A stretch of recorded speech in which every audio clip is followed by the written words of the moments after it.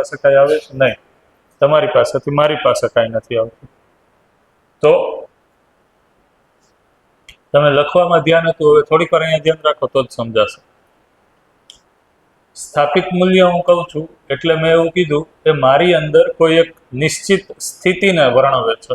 મારી અંદર એટલે શરીર અને જીવનમાં કેની અંદર હશે? જ્યારે હું એમ કહું મારી અંદર, તો મારી અંદર એટલે શરીર અને જીવનમાંથી કોની અંદર કહીએ છીએ આપણે? જીવનની અંદર. જીવનની અંદર એક નિશ્ચિત સ્થિતિ એટલે કે હોવું, જીવનમાં કોઈ નિશ્ચિત વસ્તુ હોવી. વસ્તુ એટલે અહીંયા વાસ્તવિકતા કહીએ છીએ. દર્શનમાં વસ્તુ શબ્દ છે એ બે રીતના વપરાણો છે. એક ભૌતિક વસ્તુ માટે વપરાણો છે અને જીવન અને એની સાથે જોડાયેલા મૂલ્યો સ્વરૂપે અભૌતિક વસ્તુ માટે વપરાણો છે. તો જ્યારે હું વિશ્વાસ કહું છું, વિશ્વાસ મૂલ્ય, તો એ દર્શનમાં એક નિશ્ચિત વસ્તુ છે જે જીવનની અંદર હોય છે. બરોબર? તો સ્થાપિત મૂલ્ય એટલે શું? તો કે જીવનની અંદર એક નિશ્ચિત સ્થિતિને દર્શાવે છે, ઇંગિત કરે છે, ઇન્ડિકેટ કરે છે. તો આ મૂલ્યો છે એ બધા જીવનમાં છે. તો વિશ્વાસય એમાંથી એક મૂલ્ય છે. તો એ ક્યાં છે? જીવનની અંદર છે. તો વિશ્વાસને ઇન્ડિકેટ કરવાનું, વિશ્વાસના હોવાને ઇન્ડિકેટ કરવાનું કામ છે એ કોણ કરે છે? સ્થાપિત મૂલ્ય. તો જીવનમાં જે આપણે ઓલી 10 ક્રિયાઓ લખી હતી આ રીતના 4.5 ક્રિયા સ્વરૂપે, બરાબર, મન, વૃત્તિ, ચયન, આસ્વાદન, તુલન, વિશ્લેષણ, એ રીતના આપણે જે આ 10 ક્રિયાઓ લખી હતી એમાં આ બાજુ છે એ સ્થિતિ ક્રિયા હતી ને આ બાજુ ગતિ ક્રિયા હતી. તો આ સ્થિતિ ક્રિયા હતી એમાં આ સ્થાપિત મૂલ્ય છે એ જોવા મળે છે. તો જીવનની અંદર એક નિશ્ચિત સ્થિતિ છે. એ સ્થિતિ છે એટલે એને અનુરૂપ ગતિ છે એ શિષ્ટ મૂલ્ય સ્વરૂપે જોવા મળે છે. બરોબર? જેમ કે એક બીજા મૂલ્યનું એક્ઝામ્પલ લઉં હું, કૃતજ્ઞતા. આપણે કાલે સ્ટડી કર્યું હતું. તો આ કૃતજ્ઞતા મૂલ્ય છે એ જ્યારે સ્થાપિત મૂલ્ય તરીકે મારા જીવનમાં એક સ્થિતિ તરીકે, હોવા તરીકે, નિશ્ચિત વસ્તુ તરીકે હું એને સ્વીકાર કરું છું, જોઈ શકું છું, ત્યારે એની ગતિ સ્વરૂપે શિષ્ટ મૂલ્યમાં શું આવશે? સૌમ્યતા. તો કૃતજ્ઞતાનું સ્થાપિત મૂલ્ય, કૃતજ્ઞતા સ્થાપિત મૂલ્યનું શિષ્ટ મૂલ્ય શું છે? સૌમ્યતા. હવે કૃતજ્ઞતા એટલે શું લખ્યું છે? તો કૃતજ્ઞતા એટલે તો કે પ્રાપ્ત સહાય પ્રત્યે સ્વીકૃતિનો ભાવ, એવું લખ્યું છે. જોવો છે કૃતજ્ઞતા એટલે. તો જ્યારે કોઈ વ્યક્તિ છે એ મારી જિંદગીમાં કોઈ મને સહયોગ કરે છે જેથી કરીને હું સમજદારીની દિશામાં, જાગૃતિની દિશામાં આગળ વધું, તો શું થાય છે? એ સહયોગની મારી અંદર જ્યારે સ્વીકૃતિ બને છે કે હા, મારા માતા પિતાએ મારા મોટા થવા માટે, મારા સમજુ થવા માટે મને ઘણો સહયોગ કર્યો છે, એ હું સ્વીકારું છું. તો જે વ્યક્તિ પ્રત્યે કૃતજ્ઞતા બને છે એ વ્યક્તિ પ્રત્યે જ્યારે આપણું જીવવાનું થાય છે શરીર દ્વારા એની સાથે વ્યવહાર વર્તન જે કરવાનું થાય છે, વ્યવહાર, એ વ્યવહારને આ શિષ્ટ મૂલ્ય સાથે જોડ્યો. એને કીધું, એના ઉપરથી શબ્દ બન્યો છે શિષ્ટાચાર. આ શબ્દ તો સાંભળ્યો હશે, શિષ્ટાચાર. શિષ્ટાચાર શું કરીએ છીએ આપણે? શિષ્ટાચારના એક્ઝામ્પલ કોઈ પણ શિષ્ટાચારના નામે આપણે શું ઓળખીએ છીએ? રાઈટ. તો પગે લાગીએ એ શિષ્ટાચાર છે એ કયા મૂલ્યનું ઇન્ડિકેટર છે આપણી અંદર? કોને આપણે પગે લાગીએ છીએ? તો કે જેનું આપણે સન્માન કરીએ છીએ, આદર કરીએ છીએ. તો આદર મારી અંદર સ્થિતિમાં છે, સન્માન. એટલે એના શિષ્ટાચાર સ્વરૂપે, શિષ્ટ મૂલ્ય સ્વરૂપે, ગતિ સ્વરૂપે, વ્યવહાર સ્વરૂપે શું નીકળશે? તો કે હું એને નમન કરું, પગે લાગુ. તો એ જે વ્યવહાર તરીકે, શિષ્ટાચાર તરીકે જે મૂલ્યની અભિવ્યક્તિ થાય છે એને કીધું શિષ્ટ મૂલ્ય. તો શિષ્ટ મૂલ્ય છે એ ગતિ છે, જ્યારે આ છે એ સ્થિતિ છે. સ્થિતિ એવી ગતિ. તો જો મારી અંદર છે એ તમારા પ્રત્યે આદર છે, સન્માન છે, તો વ્યવહારમાં સ્વાભાવિક રીતે એનું શિષ્ટાચાર શું આવશે? તો કે હું કાંઈ પણ કહીને તમને ગ્રીટિંગ કરીશ, નમસ્તે, ગુડ મોર્નિંગ, નમન કરીશ, જે પણ હોય. તો જે વ્યક્તિ પ્રત્યે મને સન્માન છે, તો સન્માનનું જો શિષ્ટ મૂલ્ય શું લખ્યું છે? સૌજન્યતા, અરહસ્યતા. અરહસ્યતા એવું જ લખ્યું છે. જો તો બીજું કાંઈ છે? સૌહાર્દ્રતા. સૌહાર્દ્રતા, સૌજન્યતા નથી, સોરી. સૌહાર્દ્રતા એટલે શું થાય? તો સહકારિતા, સહભાગિતા, ઉપયોગિતા, પૂરકતા પૂર્વક જીવવું. તો જેને હું સન્માન કરું છું, જેના પ્રત્યે મને આદર છે, એને હું સહકાર કરીશ, એટલે કે એના કાર્યમાં હું એને સહયોગી બનીશ. તો સન્માનનું શિષ્ટ મૂલ્ય છે. શિષ્ટાચાર છે એ શું છે? વ્યવહારમાં આવે ત્યારે ઓકે, એને મદદરૂપ થઈ જાવ. એટલા માટે જો હું કોઈને સન્માન કરું છું તો એના કાર્યમાં છે એ આડો નહીં. આ એનું શિષ્ટાચાર. તો સ્થિતિ છે તો એને અનુરૂપ એની ગતિ છે એ શિષ્ટ મૂલ્ય સ્વરૂપે જોવા મળે છે. બરોબર. તો જેના પ્રત્યે કૃતજ્ઞતા છે તો એની સામે આવતા આપોઆપ છે આપણા શરીરમાં એમના પ્રત્યે છે એક પ્રકારની રુજુતા. રુજુતા એટલે શું? આપણે છે એ ગમે એટલા આકળથી ફરતા હોય, ગમે એટલો આપણી અંદર અહંકાર, બીજા વ્યક્તિ સાથે આપણે વાત કરવા માટે એ રીતના હોય, પણ જે વ્યક્તિ પ્રત્યે આપણને કૃતજ્ઞતા છે એ વ્યક્તિ જ્યારે આપણી સામે આવે તો આપણે છે એ સ્વયંસ્ફૂર્ત આપણી બોડી લેંગ્વેજ છે, આપણો જે ભાવભંગીમાં છે એ એના પ્રત્યે છે એ અહંકારવાળી રાખીએ છીએ, અકળથી પ્રસ્તુત થાય છે. અને જો અકળથી પ્રસ્તુત થાય છે તો એનો અર્થ શું થયો? કૃતજ્ઞતા નથી. અને જો નથી થતા તો અહીંયા એવી વાત નથી કે ઓકે હવે સમજાઈ ગયું, કૃતજ્ઞતા હોય તો સૌમ્યતા આવે, એટલે સૌમ્યતા છે એ દેખાડવા માટે હું છે એ મિકેનિકલી છે એ હું સૌમ્યપૂર્વક રહીશ, એવું નથી. મિકેનિકલી તમે રહી નહીં શકો. તો અહીંયા એટલા માટે શબ્દ લખ્યો છે સ્વયંસ્ફૂર્ત, સ્વપ્રેરણાથી જ તમે છે એ જેના પ્રત્યે કૃતજ્ઞ હોય, જે વ્યક્તિએ તમારી જિંદગીમાં તમારા સમજના વિકાસમાં કોઈ એવો ફાળો આપ્યો છે, એ તમને દેખાય જ છે અહીંયા કૃતજ્ઞતા સ્વરૂપે, એ તમારી અંદર છે. તો આપોઆપ છે એ જ્યારે એ વ્યક્તિ આવે ત્યારે તમે, એટલા માટે તમે જો તમારા એવા શિક્ષકો કે જેના પ્રત્યે તમને એવું છે કે આ શિક્ષકના કોઈ એક સલાહના કારણે છે એ અત્યારે હું અહીંયા છું, તો એ શિક્ષક આવે ત્યારે આપણે ગમે એ પદ ઉપર હોય, બની શકે આજે એ શિક્ષક કરતા આપણે ઉપરના પદ ઉપર છીએ, છતાં પણ એ શિક્ષક આવે ત્યારે આપણી બોડી લેંગ્વેજમાં સ્વયંસ્ફૂર્ત નિયંત્રણ જોવા મળે છે, સ્વપ્રેરિત નિયંત્રણ છે.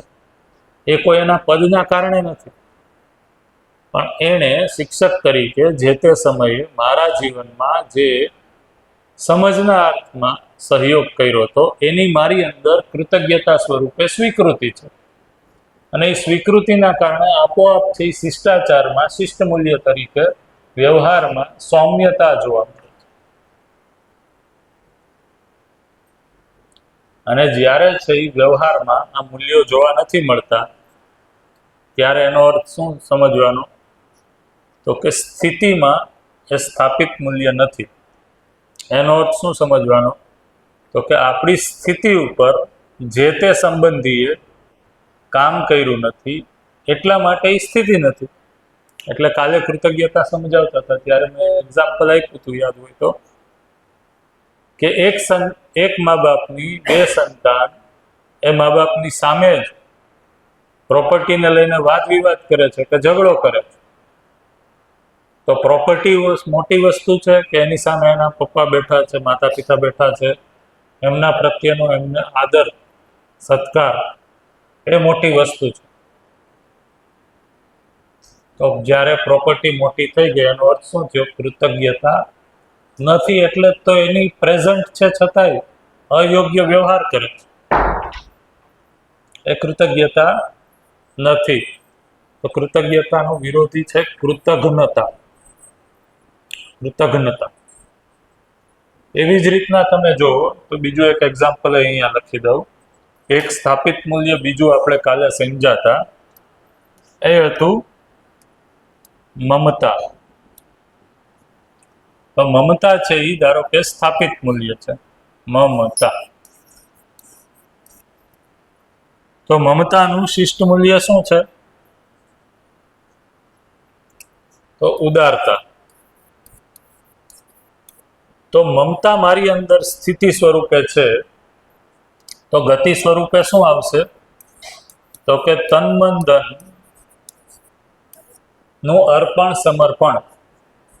જે વ્યક્તિના શરીર પ્રત્યે મારી અંદર પોષણ સંરક્ષણનો ભાવ છે, એટલે કે મારી સંતાન પ્રત્યે ધારો કે, તો એ સંતાન પ્રત્યે જે શિષ્ટાચારમાં આવશે, શિષ્ટ મૂલ્ય સ્વરૂપે વ્યવહારમાં આવશે, એ શું આવશે? તો કે ઉદારતા. ઉદારતા એટલે તો કે સ્વેચ્છાએ પોતાના તન મન ધનનું સમર્પણ છે, એ સ્વશરીર જે છે એ જ રીતના બાળકના શરીરના ઉછેર માટે હું લગાડું છું, અને કીધું ઉદારતા. તો આ શિષ્ટ મૂલ્ય છે.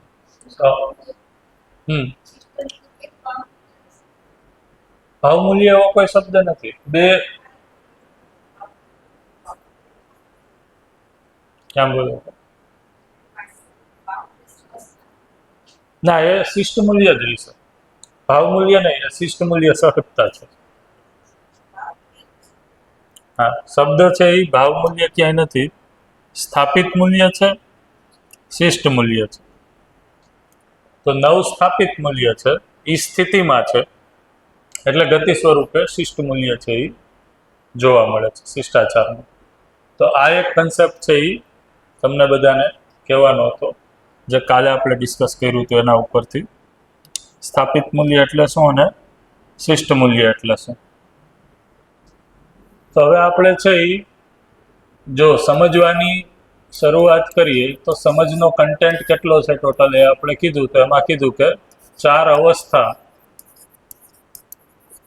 અને એમાં વ્યવસ્થા સમજવી એ સમજનો કન્ટેન્ટ છે. 4 અવસ્થા છે એમાં આપણે માનવમાં વ્યવસ્થાથી સ્ટાર્ટ કર્યું. માનવમાં વ્યવસ્થાનું સ્વરૂપ શું છે?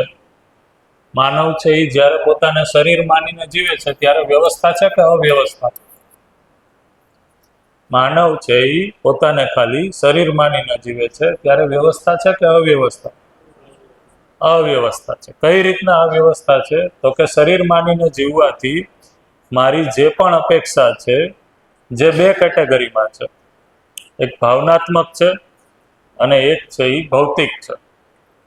તો આ 2 અપેક્ષાને હું શરીરથી પૂરી કરવાની ટ્રાય કરું છું. જ્યારે એ શરીરથી પૂરી થશે નહીં પ્રાકૃતિક રીતે, ભૌતિક અપેક્ષા છે એ ભૌતિક વસ્તુથી પૂરી થશે. ભાવનાત્મક અપેક્ષા છે એ આજે નિશ્ચિત મૂલ્યો આપણે સમજ્યા એ પૂર્વક જીવવાથી પૂરી થશે. આ સમજાણું? જેમ કે હમણાં કૃતજ્ઞતાની ચર્ચા કરી મેં, તો દાખલા તરીકે મા બાપની એમના સંતાન પાસેથી કૃતજ્ઞતાની અપેક્ષા હોય કે મારું સંતાન મેં જે પણ એના પ્રત્યે કર્યું છે એને લઈને એ મારું ઋણી હોય, કૃતજ્ઞ બને. તો આ ભાવનાત્મક અપેક્ષા થઈ. હવે આને શરીરથી પૂરી કરીએ એટલે કે સંતાન છે એ શરીર માટે કોઈ વસ્તુ આપી દઈએ તો પૂરી થાય છે? નથી થતી, એટલા માટે વૃદ્ધાશ્રમ, એટલા માટે અવ્યવસ્થા. તો વૃદ્ધાશ્રમ એ કોઈ વ્યવસ્થાનું પ્રતીક નથી. તો દાન આપવું હોય તો અહીંયા ન અપાય, બરોબર છે. છોકરાઓને જવાબદાર બનાવે, જે તમારી પાસે ભણવા આવે જ છે, કે એ છે એના વડીલોને બહાર ના કાઢી મૂકે. તો જ્યારે શરીર અને જીવન સ્વરૂપે આપણે એને જોઈએ છીએ, ત્યારે માનવમાં વ્યવસ્થાનું સ્વરૂપ પકડાય છે. તો એ આપણે સમજ્યા. એના પછી આપણે સમજ્યા પરિવારમાં વ્યવસ્થા. તો પરિવારમાં વ્યવસ્થા શું છે? તો પરિવારમાં વ્યવસ્થા છે એ સમજીએ તો એમ કહેવાય કે નિશ્ચિત માનવ સમૂહ છે એ પરિવારમાં રહે છે.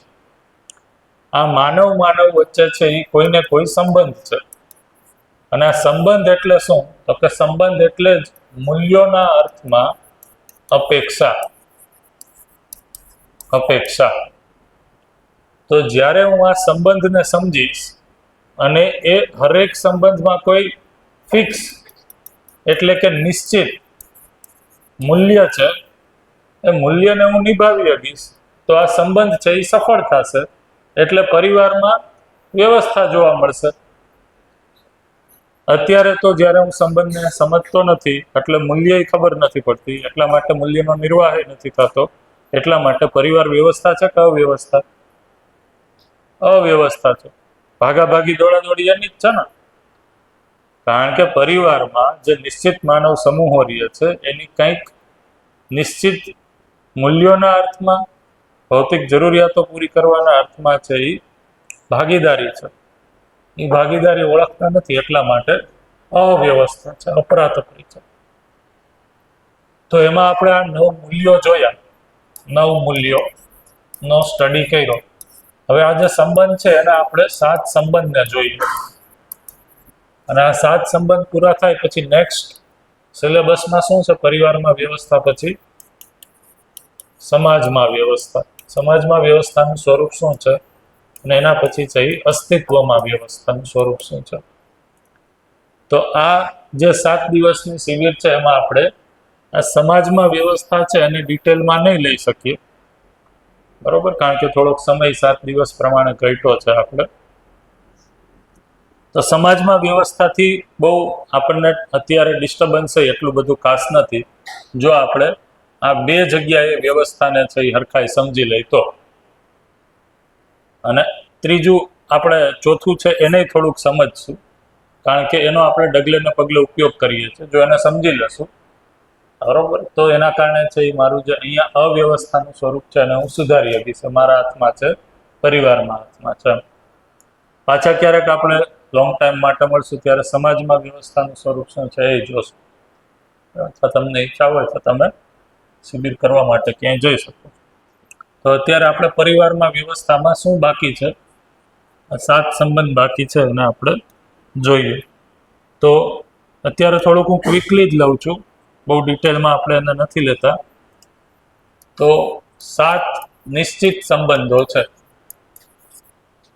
7 પ્રકારના જ સંબંધ છે. આપણે અત્યારે જો તમને પૂછવામાં આવે કે કેટલા કેટલા સંબંધોને તમે ઓળખો છો, તો તમે ઘણું કહેશો. માતા પિતા કહેશો, પુત્ર પુત્રી કહેશો, સાઢુ બનેવી, કાકા કાકી, બરોબર, નણંદ, ભોજાઈ, બરોબર, પછી મામા મામી. આ બધા જ સંબંધો જેટલા પણ તમે જોવો છો એ બધા જ સંબંધો મૂળમાં 7 જ પ્રકારના સંબંધમાં કેટેગરાઇઝ થાય છે. એ 7 પ્રકારના સંબંધો ક્યાં છે? તો કે બાળક જ્યારથી જન્મ લે છે ત્યારે બાય ડિફોલ્ટ એ એક સંબંધ સાથે જોડાયેલું હોય છે. એ સંબંધ છે માતા પિતા પુત્ર પુત્રી, એટલે કે માતા પિતાનો એના સંતાન સાથે સંબંધ. માતા પિતા પુત્ર પુત્રી સંબંધ એમાં એ જોડાયેલું હોય છે. બંધ કરી દેજો ડોર, કોઈ ન આવવાનું હોય તો. તો માતા પિતા પુત્ર પુત્રી સંબંધ છે એ સૌથી પહેલા બાળકનો જન્મ થાય તો ત્યારથી એની સાથે જોડાયેલું હોય છે. તમે લોકો લખવા કરતા સાંભળવામાં વધારે ધ્યાન રાખજો. લખવું હોય તો અલગથી હું તમને ટાઈમ આપીશ, બરોબર? તો માતા પિતા પુત્ર પુત્રી સંબંધ છે એ જન્મતાની સાથે મળે છે. તો આ સંબંધમાં છે એ અપેક્ષા છે, પરસ્પરતામાં શું હોય છે? પરસ્પરતામાં આ સંબંધમાં અપેક્ષા શું હોય છે? તો કે માતા પિતાની એના સંતાન પાસેથી અપેક્ષા શું હોય છે? તો કે સૌથી પહેલા તો હું એના માટે જે કરું છું એને લઈને એ કૃતજ્ઞ બને. હું એને સાર સંભાળ માટે, એના ઉછેર માટે જે કરું છું એની એને સ્વીકૃતિ તો હોય. તો એ મૂલ્યની અપેક્ષા છે, કૃતજ્ઞતા મૂલ્યની અપેક્ષા છે, વિશ્વાસ મૂલ્યની અપેક્ષા છે. બરોબર. એવી જ રીતના છે એ સંતાનને એના માતા પિતા પાસેથી શું અપેક્ષા છે? જો આવી રીતના લખું છું, પહેલા મેં લખ્યું હે માતા પિતાની એમના સંતાન પાસેથી અપેક્ષા, પછી છે એ સંતાનની એમના માતા પિતા પાસેથી અપેક્ષા. તો સંતાનની એમના માતા પિતા પાસેથી વિશ્વાસ રાખે એવી અપેક્ષા હોય જ છે, એ મારી ઉપર વિશ્વાસ રાખે, પછી મારી ઉપર સ્નેહ વરસાવે, મમતા, પ્રેમ. આ મૂલ્યની અપેક્ષા છે એ સંતાનની એમના માતા પિતા પાસેથી હોય છે. હવે જ્યારે હું આ મૂલ્યો લખું ત્યારે આની વ્યાખ્યા છે એ તમે બેકગ્રાઉન્ડમાં મનમાં કઈ રાખશો? જે કાલે આપણે ભણ્યા એ, હા, જો એ વ્યાખ્યા રાખશો અને એ પ્રમાણે આ સંબંધમાં જીવશો તો પરિવારમાં વ્યવસ્થા કે અવ્યવસ્થા? વ્યવસ્થા. તો એ રીતના આ સંબંધો છે વ્યવસ્થાનું સ્વરૂપ થશે.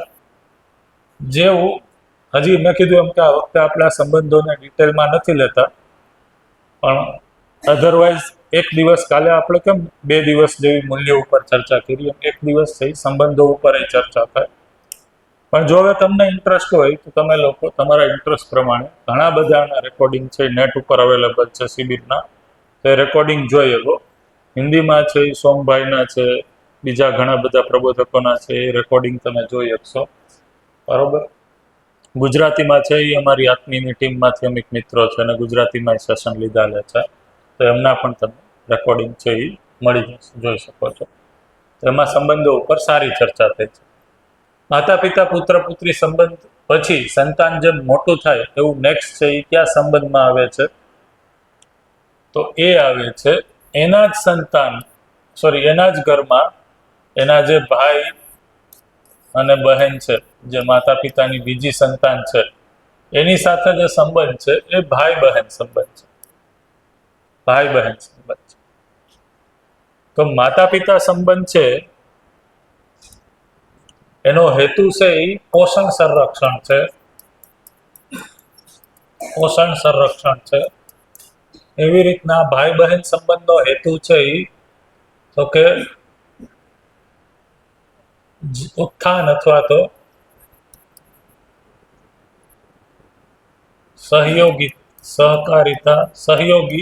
ઉપયોગિતા પૂરકતાનું છે.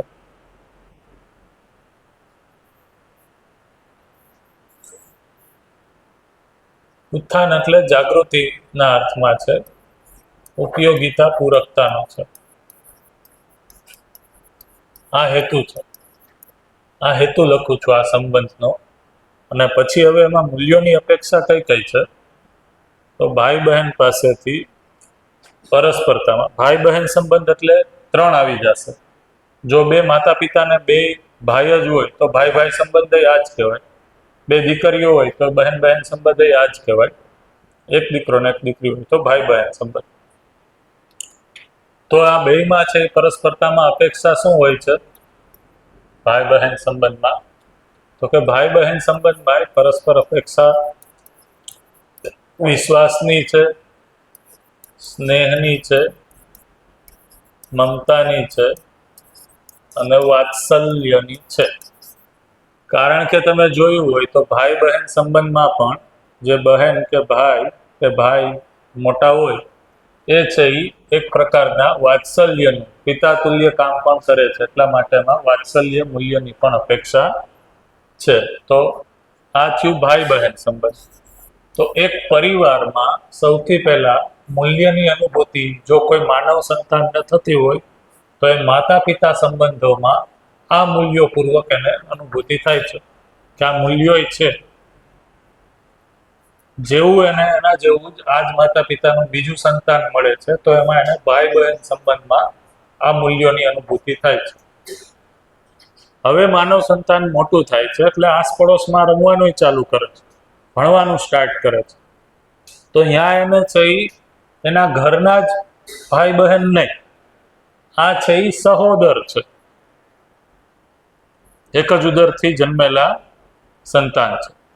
ઘરના જ ભાઈ બહેન નહીં પણ બહાર પણ એને છે એ ભાઈ બહેન મળે છે. ત્યાં જે સંબંધ છે એને કીધો મિત્ર મિત્ર સંબંધ. તો આ ત્રીજો સંબંધ છે, અસ્તિત્વગત વાસ્તવિક સંબંધ છે મિત્ર સંબંધ. તો મિત્ર સંબંધ છે એનો હેતુ છે એ પણ શું છે, તો કે એ પણ ઉત્થાનના અર્થમાં જ છે. એના માટે બીજો એક શબ્દ વપરાય છે, યાદ આવે એટલે લખીએ. એ પણ જાગૃતિના અર્થમાં જ છે, સમજદારીના અર્થમાં જ છે. જો તમે જોશો તો સાતેય સંબંધ છે એનો હેતુ અથવા તો પ્રયોજન છે ને એ શું છે, કોમન, જાગૃતિ. આ કોઈ પણ સંબંધ છે મારી જાગૃતિમાં બાધક નથી, હરેક સંબંધ છે એ જાગૃતિમાં સહાયક છે. તો આ જ્યારે છે એ આસપડોશમાં રમવાનું સ્ટાર્ટ કરે છે ત્યારે એને એના જ ઉંમરના અથવા તો આસપાસની ઉંમરના માનવ સંતાન જોવા મળે છે. એની સાથે એ મિત્ર મિત્ર સંબંધથી જોડાય છે. તો મિત્ર મિત્ર સંબંધમાં પણ છે એ પરસ્પરતામાં અપેક્ષા જે છે એ વિશ્વાસ, સન્માન, કારણ કે એક જ દરજ્જા ઉપર રહીએ છે, એક જ ઉંમરના છે, તો અરસપરસમાં સન્માનની અપેક્ષા પણ હશે. અને એવી જ રીતના છે એ સ્નેહની પણ અપેક્ષા રહેશે. તો આ કીધું મિત્ર મિત્ર સંબંધ. તો મિત્ર મિત્ર સંબંધમાં ઉંમર એક હોવાથી, માનસિકતાનો વિકાસ એક પ્રકારનો થતો હોવાથી, એકબીજા પાસેથી શીખવાની, વિશ્વાસની આ બધી અપેક્ષા છે એ મેક્સિમમ પૂરી થશે. એ અર્થમાં આપણે જોઈએ તો મિત્ર સંબંધ અત્યારે પણ ભાવના અર્થમાં સૌથી વધારે ભાવપૂર્ણ સંબંધ જોવા મળે છે. માતા પિતા પછી જો કોઈ બીજો સંબંધ જોવા મળતો હોય તો આપણે અહીંયા સુધી કહેતા હોય કે પતિ પત્ની સંબંધ કરતાંય ઘણા લોકો છે અત્યારની સ્થિતિમાં કહું છું, બરોબર, મિત્ર સંબંધને આગળ મૂકતા હોય છે. આવું જોયું છે, બરોબર. આ યોગ્ય છે કે અયોગ્ય એવું નથી કહેતો, પણ અત્યારની સ્થિતિમાં પણ મિત્ર સંબંધ છે એની એક પ્રકારની સ્થિતિ જોવા મળે છે. જેવું આ બાળક છે એ મોટું થાય છે, મેં કીધું એમ ભણવા જાય છે, તો ત્યાં એને ગુરુ શિષ્ય સંબંધ મળે છે. તો ગુરુ શિષ્ય સંબંધમાં પણ જે એનો હેતુ છે એ તમારી કોઈ પાસે અધ્યયન બિંદુ બુક છે? અધ્યયન બિંદુ, હા ઓનલાઈન અધ્યયન બિંદુમાં અહીંયા જે હું લખું છું ને હેતુ, એ એક્ઝેક્ટલી લખ્યો હશે તો તમને ખ્યાલ આવે તો એકવાર, કે એકાદ બે છે એ મિસ થાય છે. તો ગુરુ શિષ્ય સંબંધમાં ગુરુ ને શિષ્ય પાસેથી અને શિષ્યને ગુરુ પાસેથી ભાવના અર્થમાં શું અપેક્ષા છે? તો પહેલા આપણે લખીએ ગુરુની અપેક્ષા. તો ગુરુ છે એ શિષ્ય પાસેથી શું અપેક્ષા કરે છે? તો કે વિશ્વાસ.